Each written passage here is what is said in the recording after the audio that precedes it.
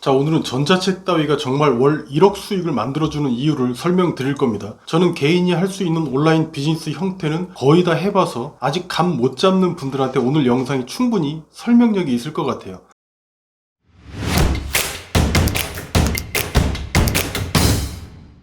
그에 앞서서 잠시 제 경험 말씀드릴게요. 저는 온라인 채널로는 블로그, 카페, 웹사이트, 인스타, 페북, 카톡 공구 등등 안 해보는 거 없이 다 해봤습니다. 제가 생긴 건 좀 있는 집 귀공자처럼 생겨서 고생 안 했을 거라고 오해하시는 분들 많으신데, 저는 오프라인에서도 뭐 시체 닦는 거 빼고 그 노가다부터 깔새 좌판, 음식점 배달, 대리운전까지 거의 다 해봤다고 생각하시면 됩니다. 이 과정에서 돈도 벌어보고 고생도 하고 뭐 사기도 맞아보고 별짓 다 했습니다. 아무튼 끝까지 파본 채널도 있고 중간에 가다가 도로 기어 나온 채널도 있어요. 끝까지 안 가봐도 똥인지 된장인지 정도는 뭐 알게 되잖아요. 처음 시작하시는 분들한테 사업에서 약간의 요령이랄까 뭐 팁을 알려드리면, 어떤 노하우나 지식을 얻으려고 하는 노력은 조금만 하시고 내가 지금 어떤 형태의 일을 하는지 기준을 명확하게 하는 게 훨씬 중요합니다. 이건 영상 보시면서 무슨 뜻인지 알게 되실 겁니다. 제 주변 사람들은 저 머리 나쁜 거 다 알거든요. 그런데 저 같은 얼뜨기도 몇 가지 기준만 아는 것 뿐인데 아주 잘 먹고 잘 살고 있어요. 우리같이 개인이 할 수 있는 일을 크게 나눠보면 제품 판매가 있고 서비스 제공, 이렇게 두 가지가 있습니다.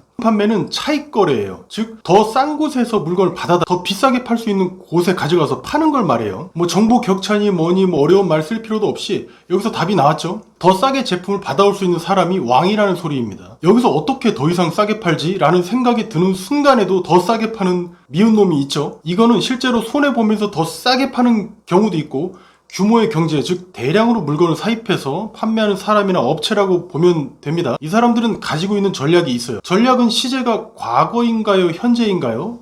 미래죠. 그러니까 지금 당장 성과에 초점을 맞추는 게 아니라 미래 생존에 초점을 맞추는 게 바로 전략입니다. 전략에서 핵심은 뭐죠? 미래를 위해서 뭘 포기할지 결정하는 거죠. 지금 당장 마진은 포기했지만 시장 점유율을 크게 먹었습니다. 나중에 더 크게 먹고 계속 지속하기 위한 전략을 쓰는 거예요. 같은 맥락으로 남들 놀 때 지금 무언가 열심히 하는 사람은 여러분 같은 분들이죠. 술과 연애는 포기했지만 밝은 미래를 선택하는 전략을 취한 것과 맥락이 같습니다. 전략을 가진 사람은 일반적으로 못 이겨요. 특히 자본력이나 조직을 갖춘 경우는 더더욱 그렇고요. 물량의 장사 없죠. 뭐 그렇다고 업자들이 전부 전략가나 그런 건 아니고 나쁜 사람들도 많아요. 자기 이득만 챙기는 사람은 아주 명예로운 칭호인 양아치라는 타이틀을 얻을 수 있겠죠. 그리고 한 개 팔아서 마진 10,000원 이상 남는 제품 찾기도 어렵습니다. 10만원 남는 것들도 많긴 해요. 그런데 그런 것들은 마진이 문제가 아니죠.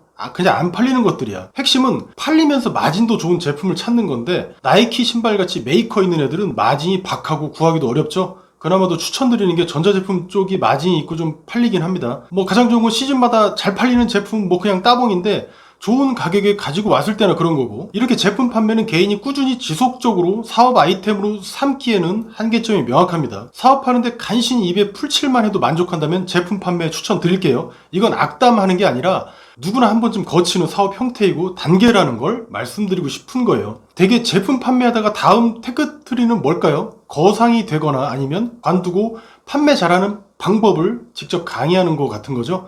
즉 제품 판매 말고 다른 걸 하는 경우가 주변에 보면 많잖아요. 저도 그렇고요. 그래서 제품 소싱부터 상세 페이지 만들기, 이런 강의들은 늘 인기가 있습니다. 그런데 그게 다 뭔 소용이야? 물건 싸게 받는 게 왕인데. 자, 됐고, 저는 이걸 관문 이론이라고 부릅니다. 누구나 반드시 거치는 단계, 대개는 아프고 힘들지만 이런 관문을 통과해서 앞으로 나아가는 단계, 쭉쭉 성장하기 위해서 반드시 거칠 수밖에 없는 바로 그 단계. 이 관문 이론은 인간사 모든 요소에 동일하게 적용된다고 보시면 됩니다. 인간관계에 있어서도 너무 힘든 사랑을 통해서 새로운 인생의 눈을 뜨기도 하지 않습니까? 일도 그렇고, 우리 왜 그 10대나 20대 때 그지 같은 인간들 만나서 한 번씩 개고생은 좀 하잖아요. 또는 자신이 그런 그지 같은 인간이었을 수도 있고, 저는 그 둘 다라서 관련된 분들께 뭐 죄송하기도 하고 지나온 나쁜 새끼들한테는 욕도 하고 싶고 그래요. 살면서 겪는 뭐 창피함, 두려움, 뭐 공포, 희열, 기쁨, 환희, 뭐 이 모든 것들은 결국 우리를 힘들게 하려는 높은 장애물이 아니라 도리어 더 나은 사람이 되도록 도와주는 관문 같은 것들이었어요. 그렇지 않습니까? 말이 너무 길어졌는데 시간 없어서, 자, 두 번째 서비스 제공입니다.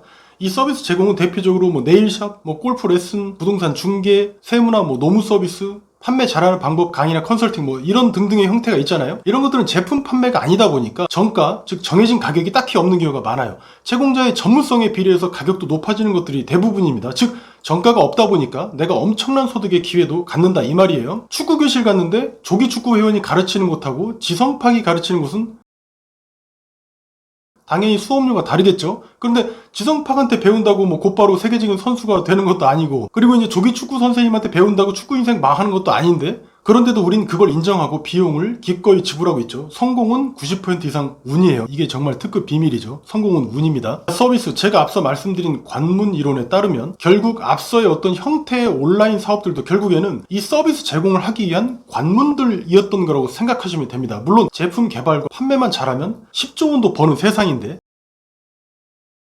이런 하이테크랑 우리는 그렇게 친하지는 않잖아요. 이 서비스를 제공하는 형태들은 내가 시간을 들여서 일을 해야만 돈을 벌 수 있는 것들이에요. 이게 맹점이죠. 부동산 중개나 세무, 노무 서비스 같은 것들, 그리고 강의나 컨설팅이 대표적이라고 했지 않습니까? 서비스 제공은 누구한테 이미 만들어진 제품을 받아다가 판매하는 게 아니라 내 경험을 바탕으로 한 전문 지식을 가지고 사업하는 형태인데, 들여다보면 매번 거래 때마다 시간과 노력을 들여야 됩니다. 그렇다고 전문성이라도 있으면 다행이지. 아무튼 전자책 비즈니스는 그런 수고로움이 없어요. 그러니까 하루만 해도 1억 매출이 전자책 비즈니스에서 나오기도 한 겁니다. 어떻게 이런 말도 안 되는 매출이 나오게 됐는지 세 가지로 설명드리고 마치겠습니다. 이 간단한 걸 아는 사람과 그렇지 않은 사람은 차이가 많이 나요. 직장 다닐 때 왜 진짜 관두고 싶은 그런 그지 같은 날이 있잖아요. 상사한테 깨지고 뭐 일은 점점 더 못해지는 것 같고 여기서 버티자니 미래도 없고, 이런 생각이 드는 건 결국 내가 왜 그 일을 하는지, 이 일을 왜 하는지 그 이유를 몰라서 그런 거예요. 이런 이유를 사업적으로 가져와서 내가 왜 이 일을 하고 있는지, 그리고 같은 노력 같은 시간 투입했는데 누구는 50만 원 벌고 누구는 500만 원 버는 이유가 대체 어디서 이런 격차가 벌어지는가 라는 의문을 해소하지 못하면 나머지 수십만 명처럼 그저 그런 삶을 살게 되는 거예요. 반면에 이유를 아는 사람들은 최고의 성공 방법인 꾸준함을 갖게 되고, 이런 이유 때문에 살면서 부딪힐 수밖에 없는 불균형을 깰 수 있게 되죠. 전자책이 온라인 비즈니스에서 엄청난 매출을 발생시키는 탁월한 세 가지 요소는: 첫째, 무료; 둘째, 즉시성; 셋째, 완전 무결성입니다. 이런 기준을 아는 사람은 흔들리지 않고 계속 도전합니다. 단순한 노하우나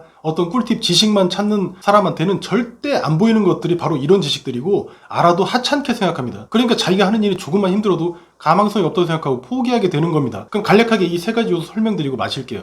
전자책은 디지털 파일이죠. 한글이나 워드 파일을 PDF 파일로 바꾼 겁니다. 그게 전자책이에요.